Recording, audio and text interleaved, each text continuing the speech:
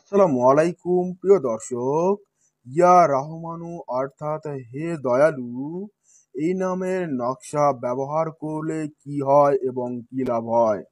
এখানে দেখতে পাচ্ছেন এএসএম এ নিম্নলিখিত নকশাটি জুম্মার দিন আসরের নামাজের পর রূপার পাতে খোদাই করে সঙ্গে ধারণ করলে সর্বপ্রকার বিপদ আপদ থেকে নিরাপদ থাকা যায় এবং সমস্ত মনস্কামনা পূর্ণ হয়। প্রিয় দর্শক, এই তাবিজটি হলো ইয়া রহমানু নামের নকশা মোবারক। আপনাকে এই তাবিজটি লিখতে হবে। এখন আপনি যদি রূপার পাত্র সংগ্রহ করতে না পারেন তাহলে এই তাবিজটি সাদা কাগজের উপর লিখে সঙ্গে ধারণ করে বিপদ আপদ থেকে মুক্তি লাভ করতে পারবেন। অবশ্যই আপনি আমাদের কবিরাজি তন্ত্রমন্ত্র ইউটিউব চ্যানেল সাবস্ক্রাইব করবেন এবং এ ধরনের আরো ভিডিও দেখতে